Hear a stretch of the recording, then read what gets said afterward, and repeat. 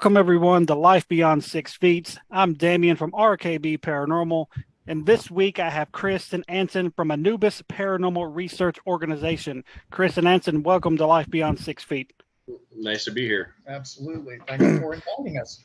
Absolutely. I think you guys actually reached out to me, which is really exciting because I don't have very many reach out. I have to contact everybody that's on my show, so it's always exciting when somebody reaches out to me. So tell me a little bit about Anubis Paranormal Research. What is Anubis? Well, it kind of began with me several years back. I had always been involved with paranormal ever since I was a very small child. And I actually, through the years, went to UCLA when they had their paranormal department out there. Right. And I was instructed by Barry Taft and also Elizabeth Moss and so forth. They were primarily responsible for the entity case. Okay. And it was a very, very interesting program because one of the things that they did was they taught us everything about everything else besides the paranormal.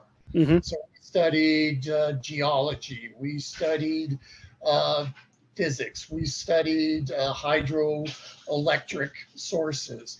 And it originally, when I went into the classroom at the beginning, we had an extremely full, large class. It was one of those big auditorium type classes. Right. And the instructor came out, Barry Taft came out and said, by the end of this program, there's only going to be a handful of you, because everybody that got into it thought it was going to be nothing but ghost stories and ghost movies and that. And it was far from it. It actually was the hardest course I took when I was in college. Oh, wow. But I was one of 14 that actually got through the whole course. After that, I had started with other groups out in Southern California. And then I returned back to Colorado with my son. And he and I started Anubis Paranormal Research Organization. And Anubis, like I had said earlier, is the guardian of the underworld and guardian of the dead in the Egyptian mythology. It's also my zodiac sign, Leo. Okay, right. So hey, the Egyptians, mine too. Okay, so under the Egyptian, you would have followed under Anubis. Oh, wow. And so that was the connection. And then, of course, the moon represented my son because he was a Cancer and their sign is a moon. So it was kind of a mixture of the both. Right. And at that time also, I was a park ranger.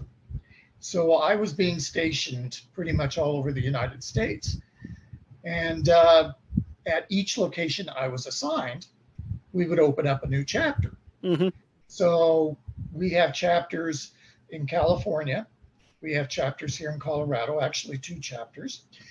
We have a chapter in Texas, one in Florida, one in Nebraska.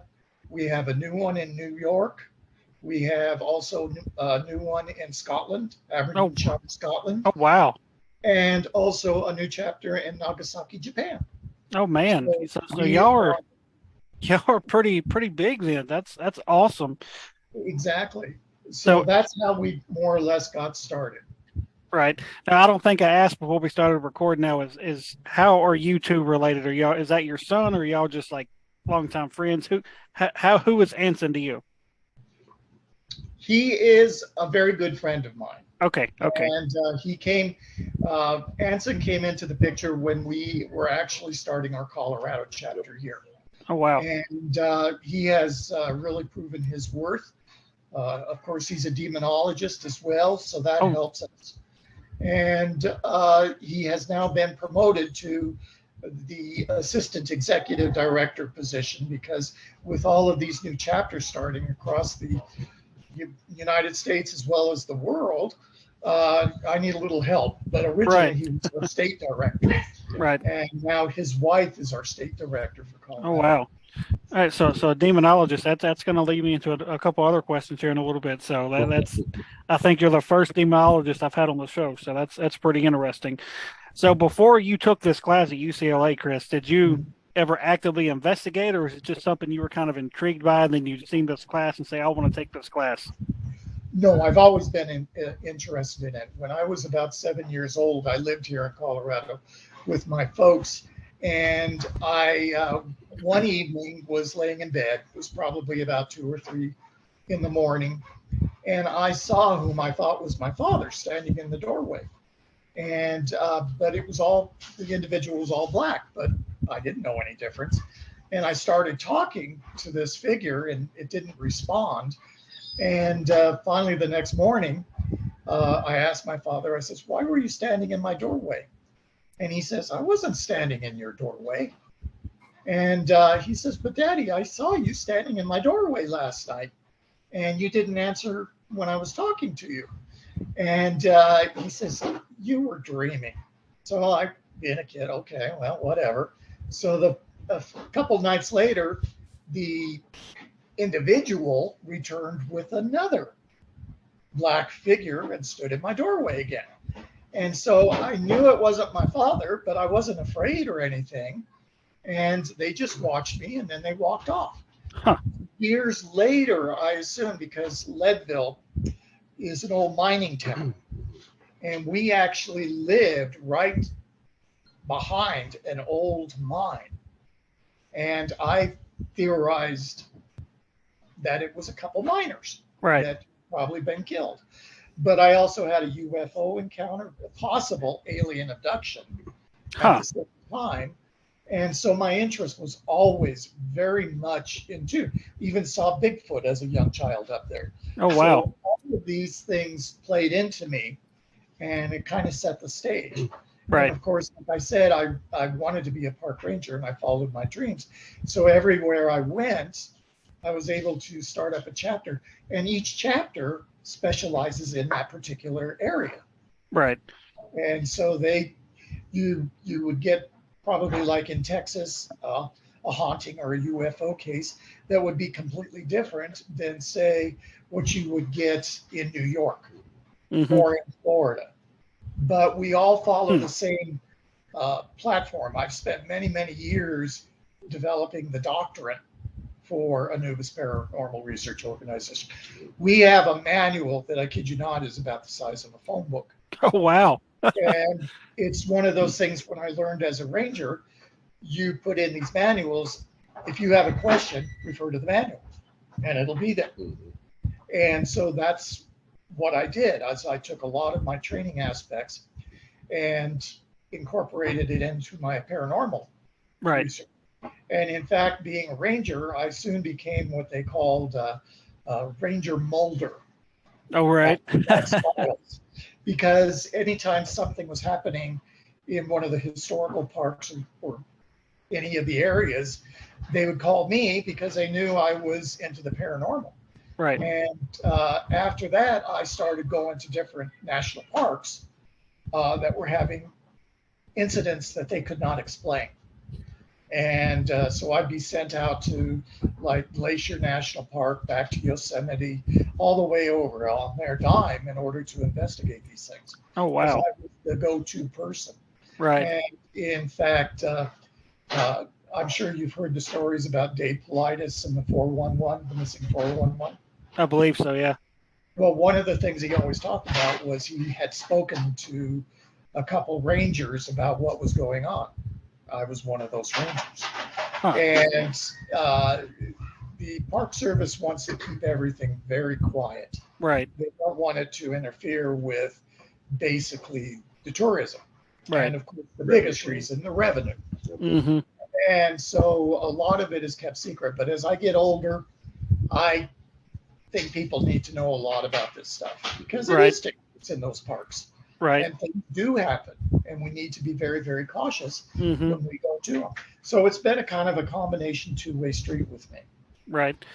And as being as large as this organization is, that's put, that's a lot of time and effort put into this thing, and you're one of those, teams and organizations that really take this seriously, and I think that's just amazing. Instead of just okay, I'm going to start a team and we'll do this here and there, but like you spend a big portion of your time doing this stuff, and I think that's amazing. Um, Mhm. so Anson, I'm going to jump to you for a minute. So how did you kind of get into the paranormal? So I was always very much a skeptic in the paranormal. Up until my wife and I met, who's a very firm believer in the paranormal. I would always try to logic everything away, Right. especially with jobs that I was doing at that time. I worked in a lot of different areas, a lot of history within the area that I was working in. And it just got to the point where I couldn't logic everything away. Right. There are things that have happened and things that I've got to witness that you can't just logic it away. You can't make an excuse for it. Mm-hmm. I think it was probably about 5 or 6 years ago. My wife and I started investigating on our own. It was just her and I that were investigating, and just kind of on a whim, we found Anubis, who was starting up a chapter here in Grand Junction.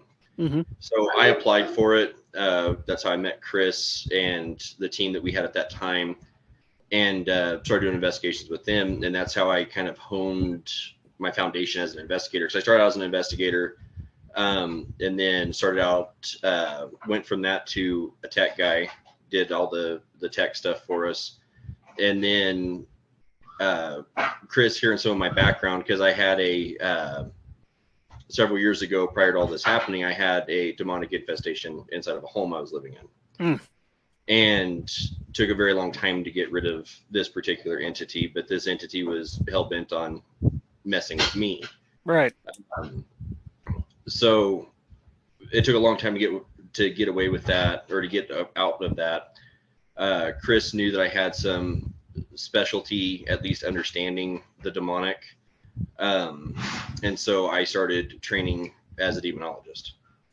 And that has been, aside from the director position that I held, and now the assistant executive director, that's my primary role with the teams, is a consultant and demonologist for Anubis.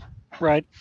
Now speaking of demonology, like how much actually goes into becoming a demonologist? The very first thing that I would ever ask anybody is, why would you want to do it in the first place? Right. Because it's ultimately, I mean, your heart has to kind of be in the right place. I do it because I do believe in, I mean, growing up in a religious home, you might not have always believed in ghosts, but there was always the fight between good and evil. Right. And so Satan is real, demons are real, and it's something I've always believed in. And it's something that there's not a whole lot of places to turn when stuff like that happens. When you start having supernatural encounters that are malicious or inhuman in a home, there's not a whole lot of places to turn. Right. And so that's what really drew me to it. And a lot of the training there's a whole gamut of training. I mean, you're looking at theology, religion, you're looking at the darker side of stuff, as far as demonology is concerned, looking at demon lore, even stuff as far as black magic, witchcraft, the occult, because all of it plays a role into certain cases. Being able to identify, specific altars, being able to identify specific ritual sites, and being able to kind of nitpick and be able to kind of play detective for a little bit and figure out what's causing this, because a demonic haunting is a lot different than a human spirit. Right. It has to be invited into that area, and they don't haunt homes. They don't only haunt people. So you have to kind of find the end. You have to kind of play detective a little bit and figure out where is this coming from? Why is this happening to this person? And so there's a lot of different hats you have to play in order to understand the full depth of demonology. Right. Now, how often do you guys do cases where that's like that's the haunting? It's a demon haunting. How often do you guys come across cases like that? I would say probably the last one we did was Melrose. Yeah. I would say that was probably the last one we did. The good thing about demonic haunts is it's very rare. Right. Demons have become so mainstream on paranormal television, on YouTube. Everything's a demon. Everything's a malicious inhuman spirit. Everything is Satan at work. in reality, it's incredibly rare for it to happen. So the cases that you actually come across that are an actual diabolical haunting are very slim. But there's always that chance that it can happen, and that's primarily what I deal with is consulting with our teams that are going into investigations, hearing claims from the investigation, and looking for those finer details that could maybe say, okay, we're dealing with a human spirit at this time versus now we're dealing with an inhuman spirit. Right. And looking for those small details in the stories. Because most demons play by this, they have their MO. They have their own method of operation that they deal with, and it's pretty easy to figure out what's what as far as a demonic haunting or instead of a human haunt. And so that's primarily what we do as far as what I do as far as consulting goes. But I'd say probably the last case we did was probably Hotel Melrose here in Grand Junction. Okay, and see, and that's one thing that a lot of these paranormal shows, what's the word I'm looking for? Like I said, that's what they portray a lot, and a lot of people believe these shows so much they think everything is a demon. Yes. And that's one thing that annoys me about a lot of these shows is they portray that, and I know some of the stuff they do in these shows is legit and some of it's real, but I know the biggest portion of it is just entertainment, and so it's like you just can't believe everything these shows tell you, and people that don't understand this field, that's one thing I try to tell people that's like ask me questions about this stuff. I was like, don't believe the TV shows. No, right. I was like, because 90 probably 6% of it is bullshit. So well, and you can have human hauntings, you know, because I'm a very much a firm believer that if you have a human spirit in your home that wasn't really that great of a person in life, they're not going to change that in death. They're not going to be that great of a person as a spirit. So you can have signs of what may seem to be an inhuman haunting. That's just not a very good human spirit. I mean, you can get scratches, you can get bite marks, you can have entities that are trying to, you know, cause fear in your home. Right. But there's different intricacies between a human spirit and an inhuman spirit. There's different things that they follow, and there's different telltale signs of an inhuman spirit versus a human spirit. And once you research it and once you have the knowledge of it, you start picking apart those details. And so like watching a lot of these shows, you can see there's sometimes that they have supposed evidence that they don't catch on that could legitimately say that it is an inhuman spirit that they're dealing with. But then there's other stuff that they pick up on. Well, this is demonic, when in fact it's not. There's nothing there that you're giving me that's saying that this is an inhuman spirit. Right. So with all these different chapters and stuff, like how do you guys decide like what cases to take? Do you do strictly residentials, or do you have, you know, a lot of businesses reach out, or do you, you know, sometimes just say, okay, well, I want to go check out the Stanley Hotel, so let's go check this out. So how do you pick and choose like where you investigate and take your cases from? Well, the big thing was, now APRO is now 27 years, 28 years old. And primarily the way we established it is, again, I threw back into my park ranger days. Right. You do an investigation. You do a forensic basic investigation. And we will get a call, whether it be from a residence, a business, or something else. It can be either a report of a haunting, a UFO sighting, alien contact, or cryptid. And two of our team members go out, usually our leads, and they will sit down with the client. And primarily we have an interview questionnaire. Right. And it's basically more or less a psychological. It'll ask questions like, did anybody else see this phenomenon? When was the last time you had a drink? Do you drink alcohol? Do you use drugs? Things like that, so that we can get a baseline of how realistic the account is. Right. After that, then we'll do a preliminary investigation. And if there is a warrant for activity, then we'll send the teams in. And the team will spend anywhere from a couple days, a week, to even up to a month if need be. Because one of the key factors is to these people, whether it is something that we can debunk, to them, they're having a traumatic experience. Right. And we have to treat that with respect. And so we do. I mean, we don't drive up with markings on our cars like you see in the TV shows. Right. And because there again, it's going to draw attention from their neighbors, Mhm. which is going to cause more stress and so forth. So we keep it pretty low. Yep. Right.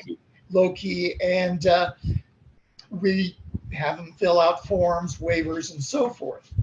And we get a lot of different types. You get the types where, for instance, we had one time a claim that they heard scratching behind their bed at night, and they heard footsteps up in the attic, and they were very much scared of what was happening.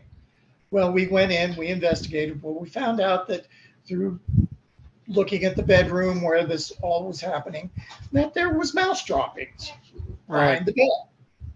We went up to the attic. Part of the screen was ripped open, and there was fur on it. Turns out it was a raccoon. Mm. And they were relieved, but at the same time, they were kind of like, well, aren't we good enough to have a haunted house? And you got to explain those things. Right.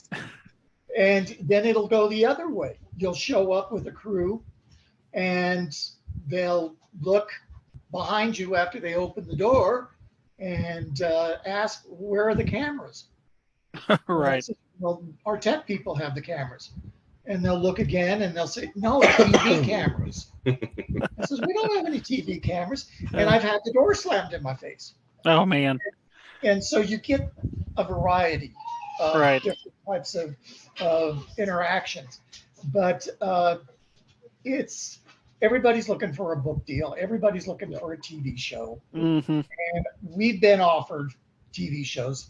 And the one thing that I've always said is, will we be able to accurately report what we encounter, what we see, Mm-hmm. and any evidence that we have?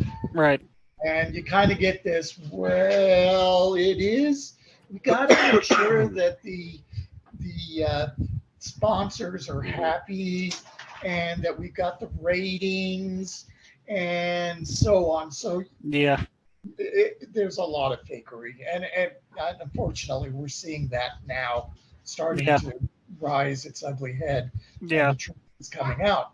But it's the sincerest, the real, true investigators are the ones that aren't seeking fame and fortune. Mm-hmm. They're doing it for the right reason, trying to help not only the living, but the dead. Right. And like I said, we will stick it out until we come up with some kind of an answer for the client. Mm-hmm. And if it is something that is really nasty, we will gain the evidence and then we'll supply it to a church. Right. And we have different denominations on file. So basically what it is if, say, for instance, you have a Native American family who's having issues, you call in a shaman. You call in one of the Native American priests Mm-hmm. to come in and deal with it. If you've got a Jewish person, you call in a rabbi. So it's based upon their faith. Right. Because it's their strength that drives these negative forces out. Right. And then there's a lot of these people that, say, for instance, you've got a sweet, loving little grandma spirit, and they're welcome to stay. Mm-hmm. The family welcomes them as part of the family.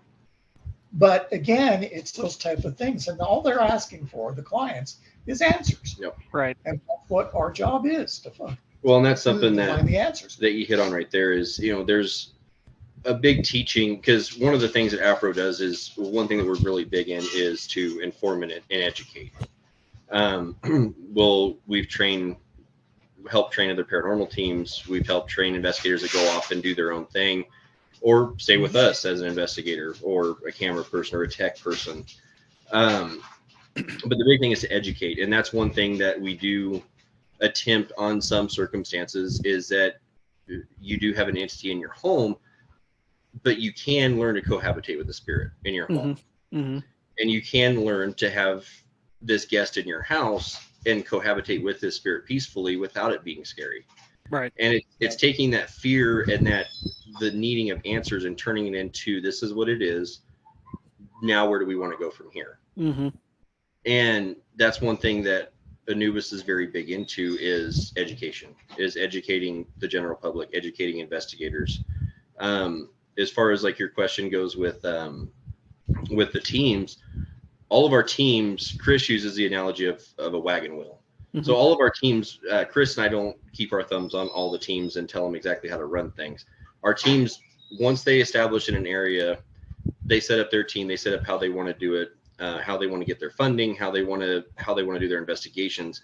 As long as that core hub, the core values of the Anubis Paranormal Research Organization is there, they can do how they want to do it, as long as that core foundation stays the same. And that's what makes them a part of APRO. That's what keeps them under that blanket, right, is following that core belief system, and which is heavily taught to the directors and to the leaders of each team, so they know exactly what we're looking for as far as how we want things ran. Right. And then up to them, it's up to them on what cases they want to take. It's up to them on what they want to specialize in. Right. Because we don't just do hauntings. Like Chris had mentioned, we do UFOs, we do extraterrestrials, we do cryptids, anything that falls within the scope of the paranormal, we have knowledge in. And then we have specialists like myself and other people that deal with cryptids and UFOs that specialize in a specific area of the paranormal. Right. So that's how they pretty much are able to handle what they want, because, Chris and I living in Colorado, we can't tell, we couldn't tell our team in Scotland how to do their investigations, because their investigations are very different than what we do here. Right. What they're going to run into is very different than what we'll run into here. So they pretty much have free reign to do how they want to do it, as long as those core fundamentals, those core values of the organization stay the same. Right. Now, you keep mentioning like UFOs and cryptids and stuff like that. So how often do you guys come across a UFO case, or say a Bigfoot case? Like, how often does that come about? In Mesa County? In Mesa County, there have been quite a few reports of Bigfoots, even UFO sightings here. But each state has a certain number. Now, like down in Florida, they had quite a few UFO cases that they investigate, alleged alien interactions. Now in Nebraska, it's not so much. A lot of it is dealing with a little bit more of the cryptids and the hauntings than the UFOs. California, definitely more hauntings.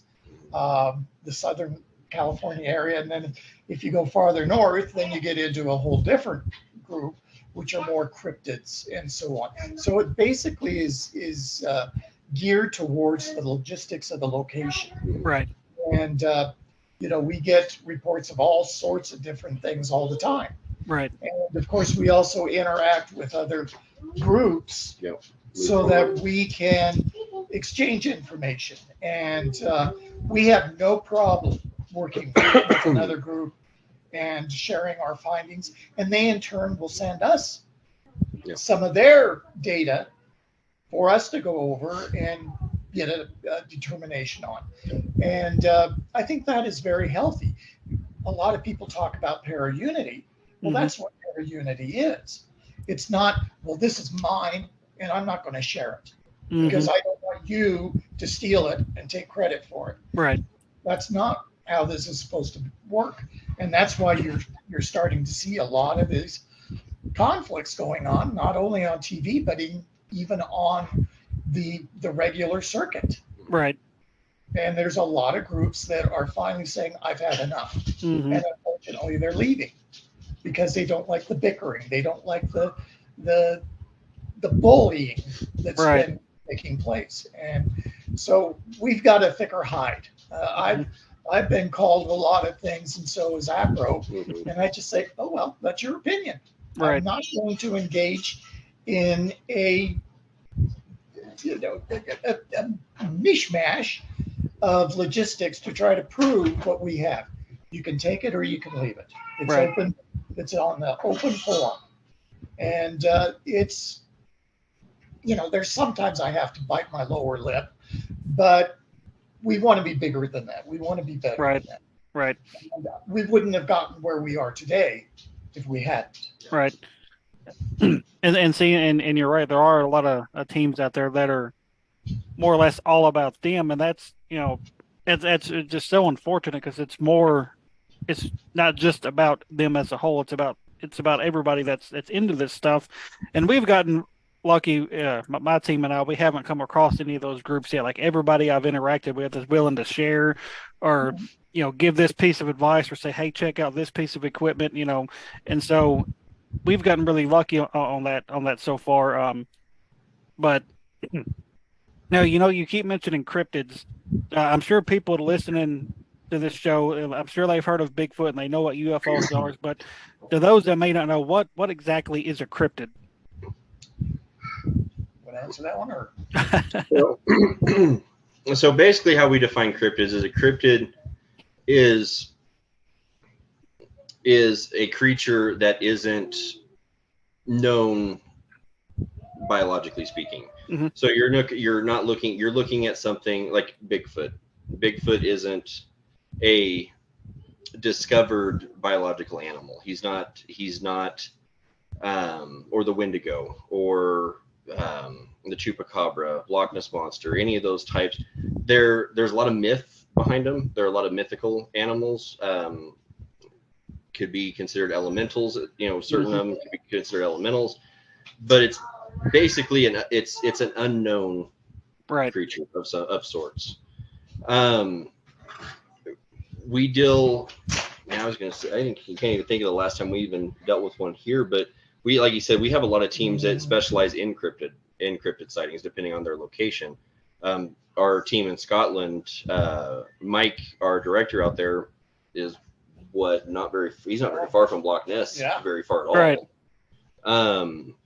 But the cryptids range from a vast majority, there's a vast amount of what cryptids can be. I mean, certain cryptids could be considered elemental spirits, like the Wendigo, being that it's an earth spirit. It's a spirit that kind of predates existence. To Bigfoot, who very well could be a undiscovered or a undocumented ape. But that's kind of where we fall into it, is where cryptids are concerned, is that trying to distort the myth from actual what's happening or the actual creature itself. Right. And see, until I actually really got into actually starting my team, like I'd never heard that word before. When somebody first met, it's kind of a new craze, cryptozoology, cryptids. Right. It's kind of a new craze. Like I still don't know a lot about it. Like when I hear the term, I'm like, okay, I know what you're talking about. But like I've never really dove into that part of the field. I know one of my really good friends, he was like, you should do episodes on this and that. And I was like, well, man, I don't really know about that stuff. Yeah. I was like, I'm more into the ghost side of the paranormal than a Bigfoot or stuff. So I was like, I don't know a lot about that. So I would be completely lost if I'm doing an interview and I'm like, I have no clue what you're talking about right now. So, so I mean, I've looked into some people that's what they specialize in, and I've thought about getting some people on that does specialize in Bigfoot or Loch Ness and stuff like that, just to kind of, bring a little variety to it. So now, do you guys, sorry, go ahead. Well, and that's something that I feel like any team should branch out. I mean, there's a lot of paranormal teams out there. There's a lot of ghost hunters, and there's a lot of cryptid hunters out there. There's a lot of UFO hunters. But having those resources available to where you can, because I mean, we just, like Chris talked about with the churches, we have a lot of churches on file that can help us with diabolical huntings. It's the same thing with cryptids and the same thing with UFOs and everything else. Is we have a lot of consultants that we can use that specialize in those particular fields. Because I mean, if you can spend your whole lifetime studying cryptozoology, UFOs, extraterrestrials, hauntings, and still probably have more questions than answers at the end of the day. But having people, that's what they dedicate their life to, or dedicate their time to, is that specific field. You're going to get much better results by having those people than all of us are kind of a jack of all trades. All of us know a little bit of something about everything, but we do have those particular people that specialize in one particular area. Right. And that's what they're good at. Right.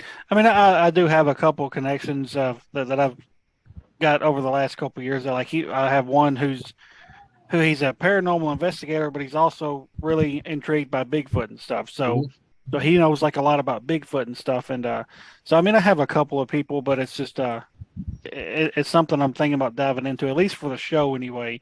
Yeah.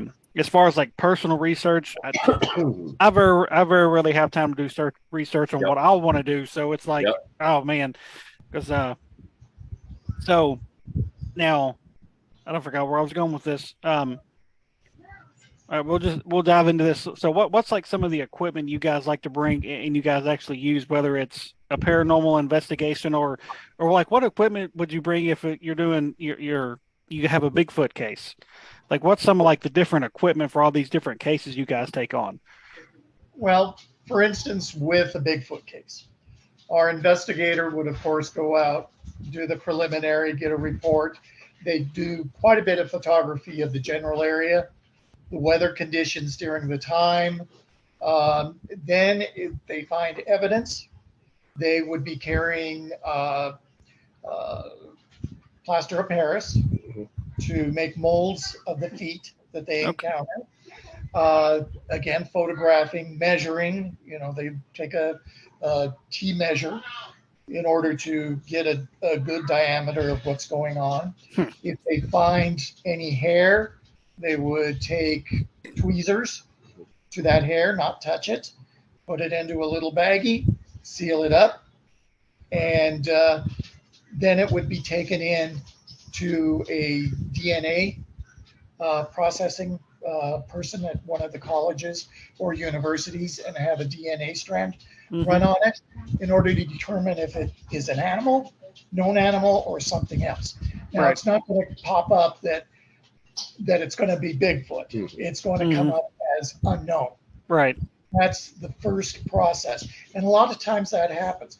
A lot of times you'll see shelters that are presumed to be these basic areas where a Bigfoot has been staying.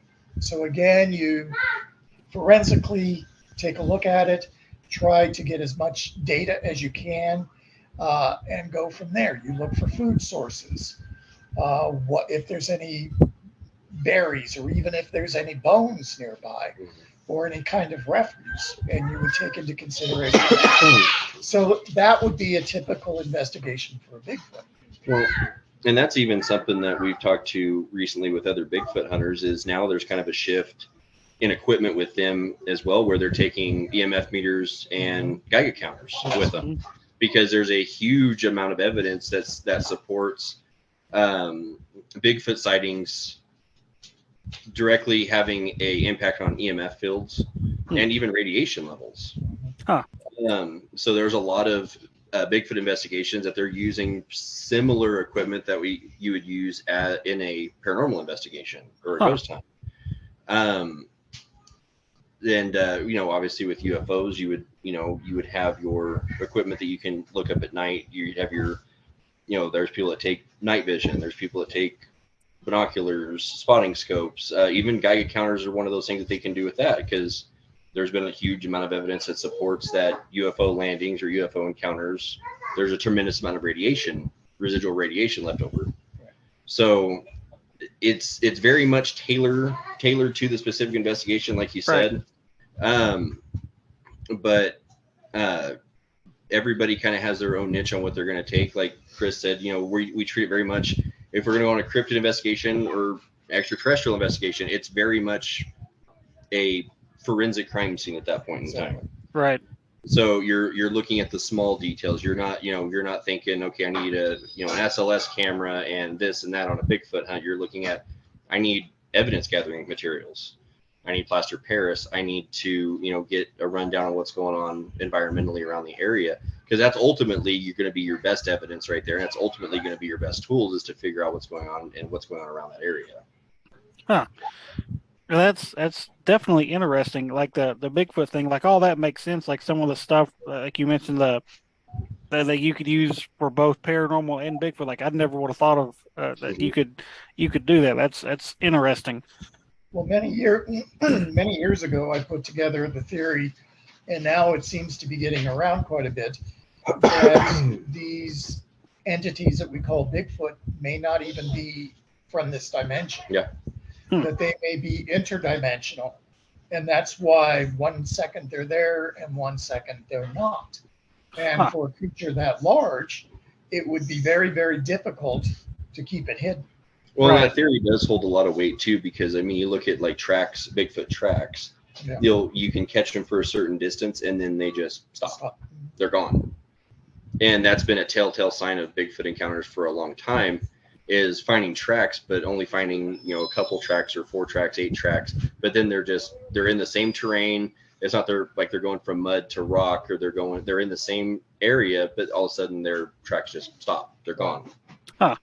And so there's been a huge theory that's actually caught a lot of steam as of recently, that Bigfoot is interdimensional. And the same goes for the Loch Ness Monster. Yeah. They believe it might be from a different dimensional plane, where it could be even a wormhole from the past into the present. And that the descriptions, of course, of Nessie are that of a plesiosaur.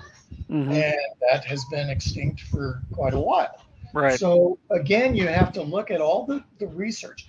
And that is why I took the training that I had as a park ranger in forensic science and incorporated it into our organization, because you've got to have something scientific to fall back on.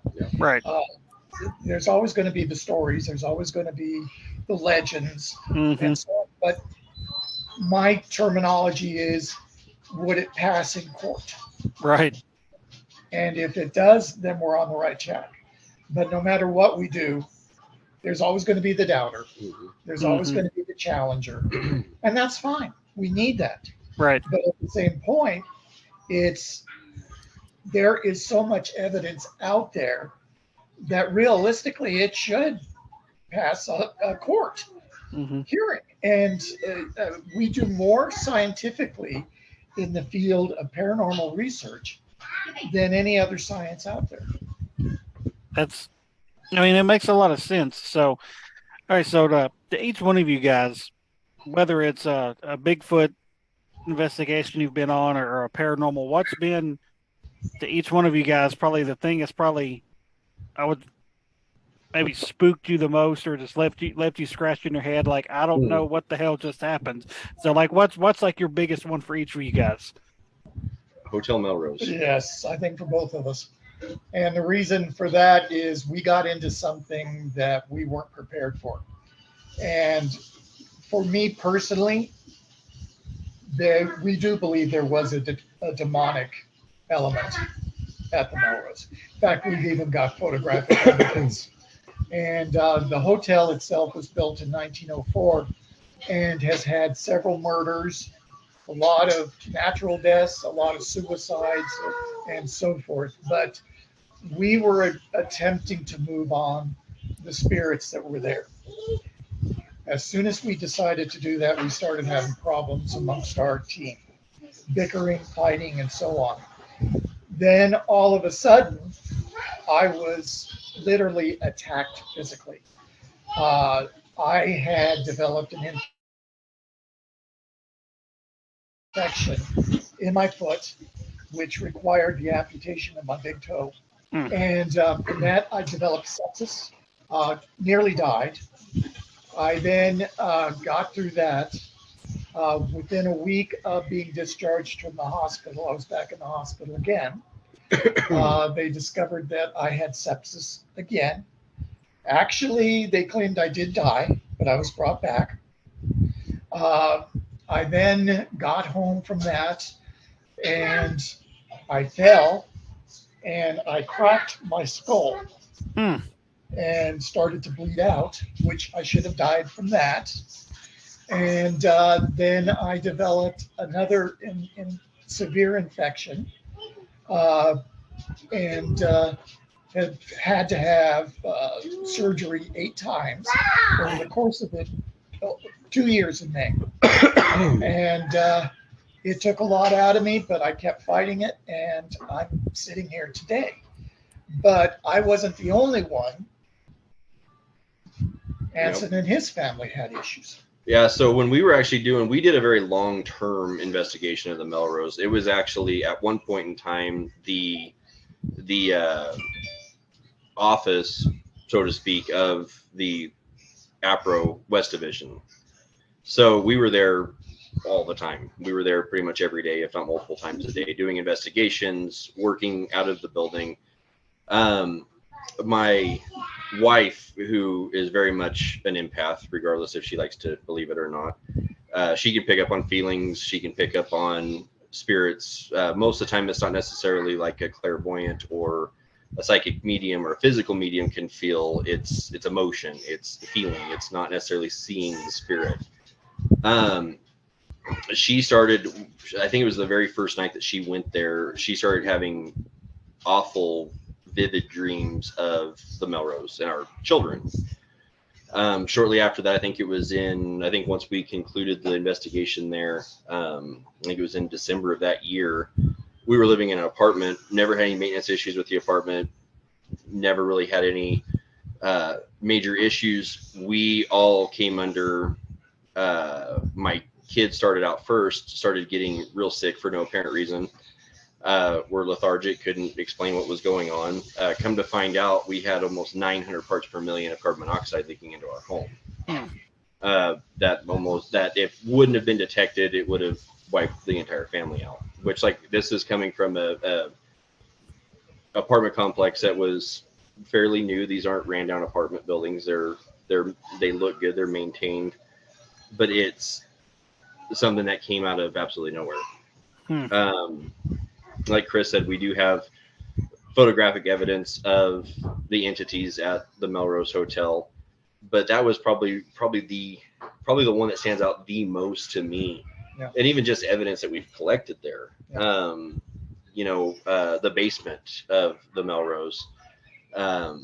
Chris actually hit me with it, and I kind of felt kind of stupid for not noticing it after you said it, or until you said it. But this is a building, like Chris said, was built in 1900s.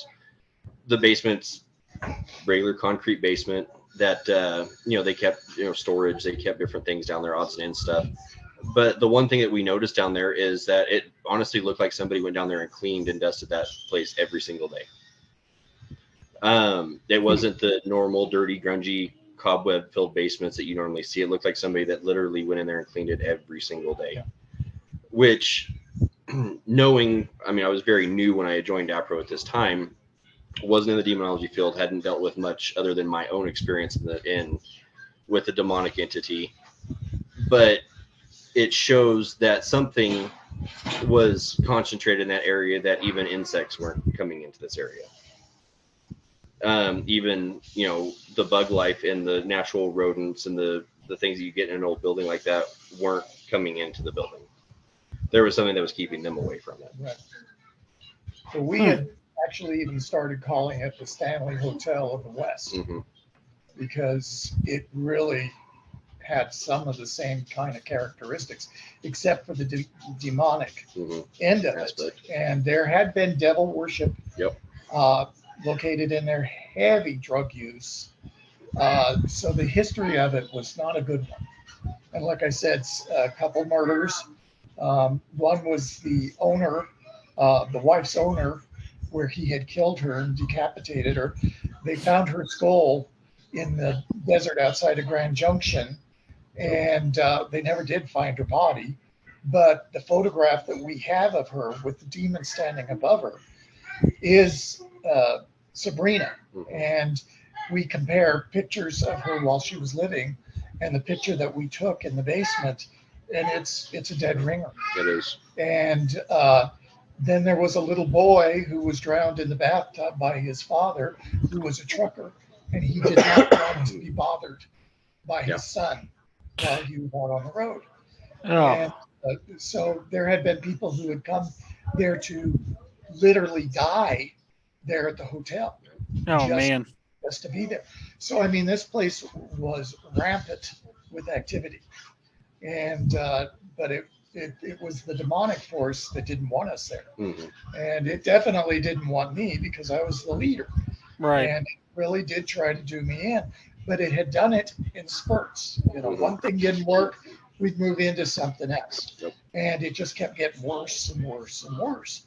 And the hospital was calling me the miracle man, the cat man, because I had 9 lives, and they even said you should not be here.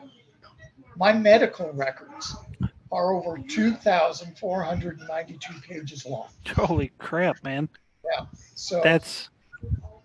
But something positive was also looking out for me, and I'm very appreciative of that.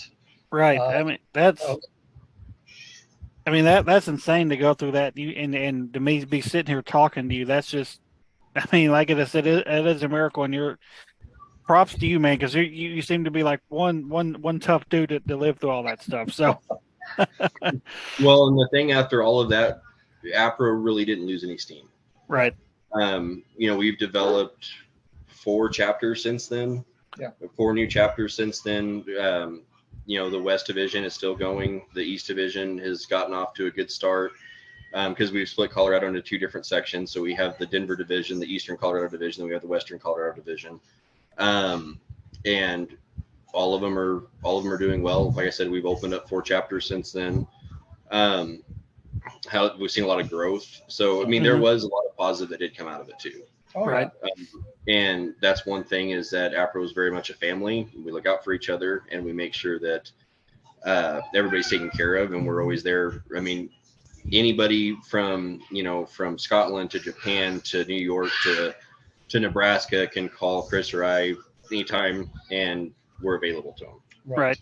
And that's one thing that we've always tried to really instill, is that camaraderie amongst the teams, that everybody can work on each other. So there's a lot of positive that came out of it too. Right. And there's a lot of fail safes. So like when I was out of the picture for so long, Anson kind of took the lead here, and all the other directors knew exactly what was happening. So they stepped up and made sure things ran smoothly. Right. And that's dedication to me. Those are people that are really doing it for all the right reasons. Absolutely. Now you've got all these different chapters. So how many active members would you say you guys have? Oh man. I would say between all of the groups, at least 120. Mm-hmm. Oh wow. Now how does one become a member? Well, you want to answer that one? Well, so the big thing is depending upon where you live, everybody has their own different ways of doing it. If you're in Colorado, the first thing to do is to reach out to either Chris, myself, or my wife, who's the director for Colorado. Mm-hmm. We have an interview process that we do. We have an application process. One thing that every paranormal team knows is that the paranormal draws all different walks of life. Mm-hmm. It draws the skeptics, it draws the believers, but then it also draws in people that aren't getting into it for the right reasons. Right. So our checks and balances system, as far as our interview process, our application process, is to weed out the people that are trying to get in it for the wrong reasons. Right. Because like I said, we do have those core values that we work on, but it is an application process, and it's fairly extensive on what we look for. Right. With Colorado, one thing that I implemented when I was the director of Colorado was an investigator is a promotion. So we would hire people based on experience as a cameraman or mm-hmm. a tech person or a historian or a treasurer or something other than being an investigator, because we can hire 50 investigators in a day. Right. But it's finding those specialty skills and then having them move into a position of an investigator. Right. Having them work behind the scenes and seeing where their drive is, where their niche is in the team, and seeing where the commitment level is. Right.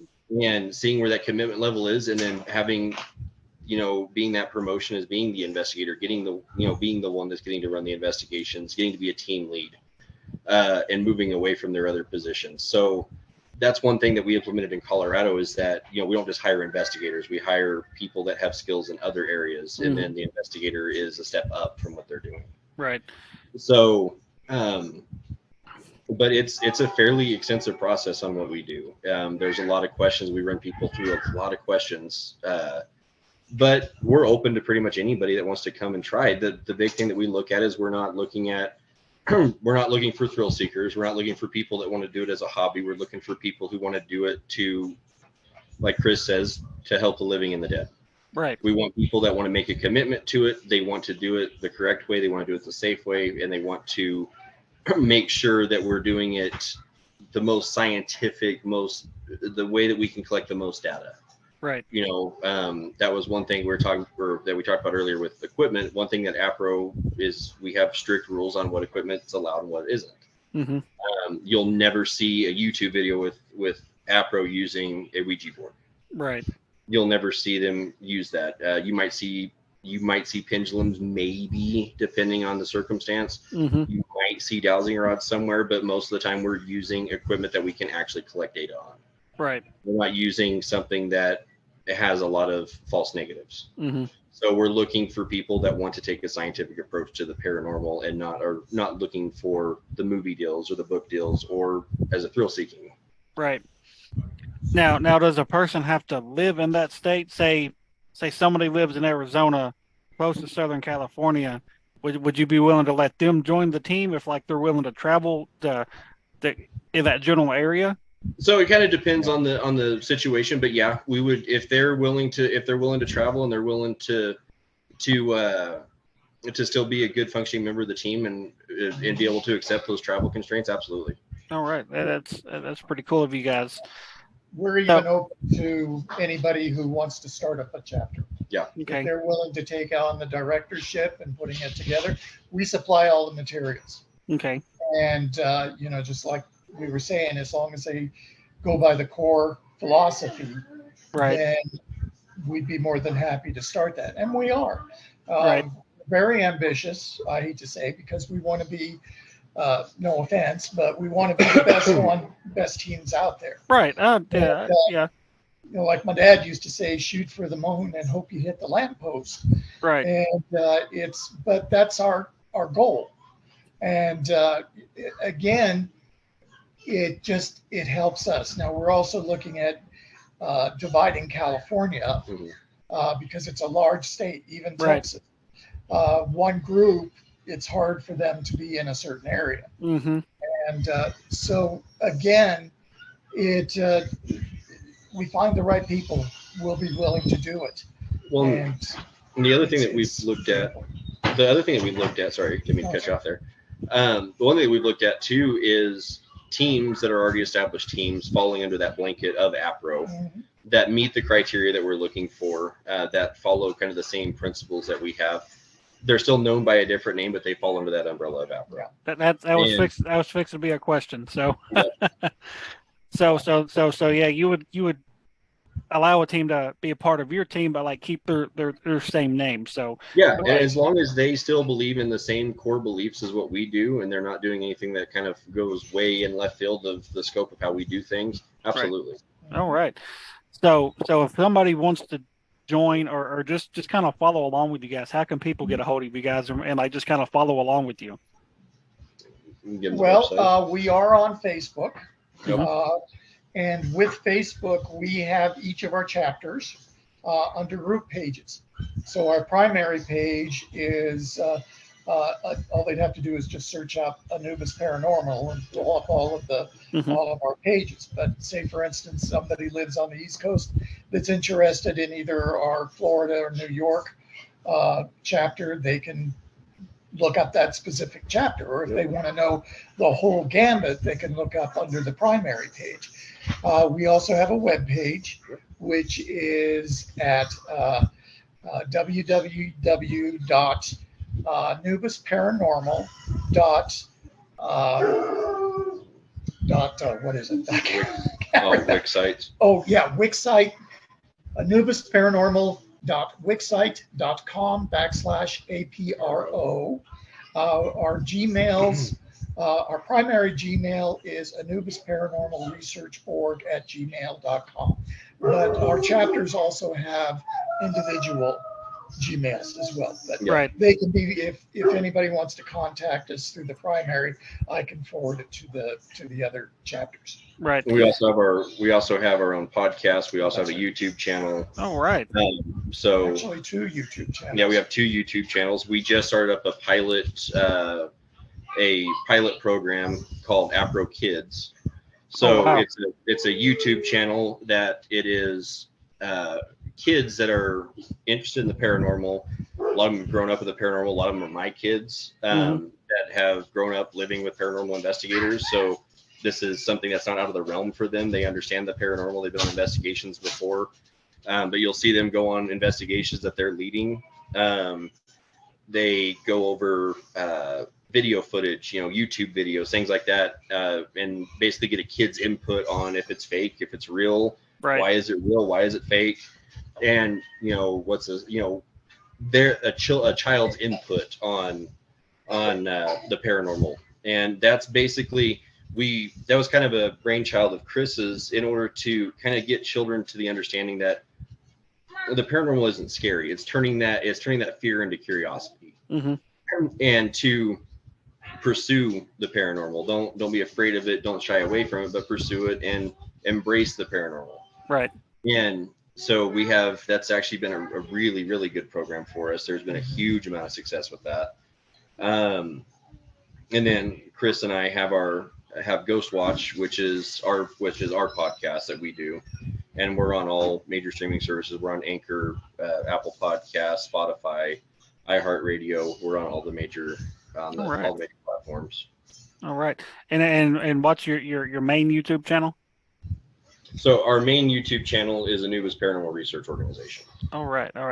And just a second ago, because I'm about to wrap this up, but you mentioned you want to kind of teach kids of this, the paranormal isn't scary, and when you look at it from like the aspect that you guys do and like my team does, it's not scary, but there's got to be times you do get spooked. Am I right? Oh, yeah.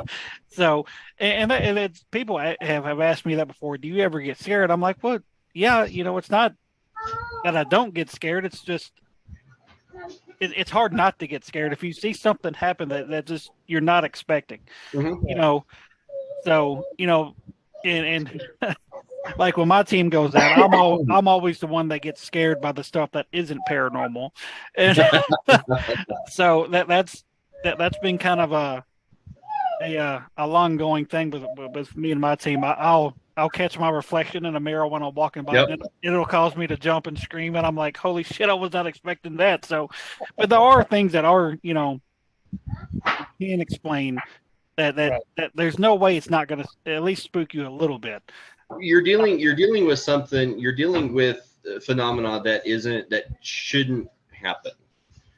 If you see a glass or something slide across a table, that shouldn't happen. There's no physical reason as to why that should happen. Right. If you catch a voice, if you're doing an EVP session and you catch a voice on recording that's not a person that was with you, that's something that shouldn't happen. Right. But at the same time, like we've taught, like I've taught my kids, is that human spirits have a very limited amount of ways that they can communicate with the living. And sometimes their way of communicating with the living is going to be scary to us because it's a very limited means of being able to do so. Right. And so you have to learn to accept that you're going to experience things that are that shouldn't be able to happen, or that kind of, it's kind of that brain melting moment where this shouldn't happen, but it just did. I just saw it. I just experienced it, but that shouldn't happen. Right. But at the same time, you have to look at it as curiosity, not fear. Right. And look at it for what it is, and not look at it for, like we talked about at the very beginning of the show, it's a devil, it's a demon.